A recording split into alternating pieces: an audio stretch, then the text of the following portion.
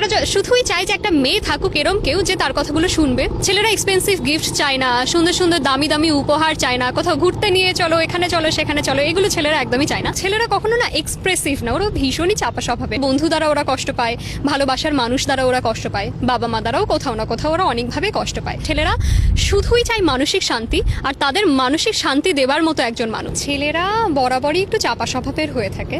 ওরা ওদের কষ্ট, ওদের কান্না কখনো না এক্সপ্রেস করে না। সে ওয়াইফের কাছে হোক, সে তার মায়ের কাছে হোক, বাবার কাছে হোক, ভাইয়ের কাছে হোক, বন্ধুদের কাছে হোক, ছেলেরা কখনো না এক্সপ্রেসিভ না, ওরা ভীষণই চাপা স্বভাবের। আর ওরা এত স্ট্রং হয়ে থাকে, মানে এত শক্তপোক্ত হয়ে থাকে মানসিকভাবে, ওদেরও না ভীষণ কষ্ট। ওদের জীবনে ওদের বন্ধু দ্বারা ওরা কষ্ট পায়, ভালোবাসার মানুষ দ্বারা ওরা কষ্ট পায়, বাবা মা দ্বারাও কোথাও না কোথাও ওরা অনেকভাবে কষ্ট পায়। তো ওদের কষ্টগুলো না শোনার মতো একজন মানুষ ওদের দরকার পড়ে।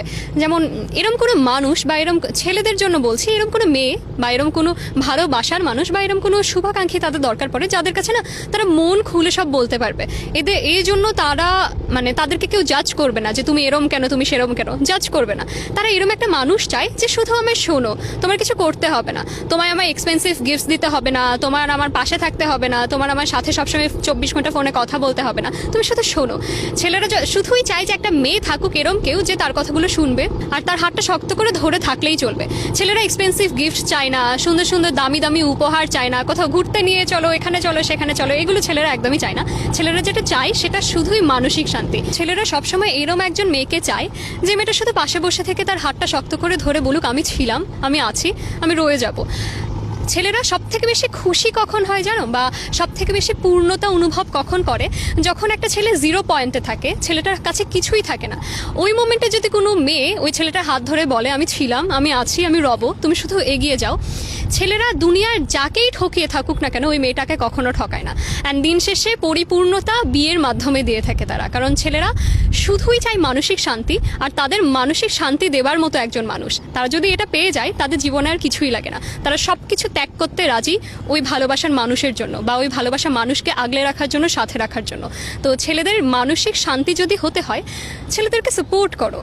সে যা চাচ্ছে তার কথাগুলো শুনো। যদি কথাগুলো বা তার নেওয়া স্টেপগুলো তোমার মনে হয় ছেলেটার জন্য ভালো হবে না, বা তোমার ভালোবাসার মানুষের জন্য ভালো হবে না, বোঝাও, কিন্তু জোর করো না। ছেলেদের উপর কিছু চাপিয়ে দিতে হয় না। ছেলেদেরকে যদি আমরা একটু ভালোবেসে বুঝিয়ে থাকি, একটু আগলে বুঝিয়ে থাকি, ওরা না রাজি হয়ে যায়। ওদেরকে না চাপিয়ে দিতে হয় না, এটা করো, এটা করতেই হবে, এটা করো, এটা করতেই হবে থেকে যদি তুমি বলো এটা করো না প্লিজ, মনে হয় এটা আমাদের জন্য ভালো হবে, আমাদের সম্পর্কের জন্য ভালো হবে, ওরা রাজি হয়ে যায় ইমিডিয়েট।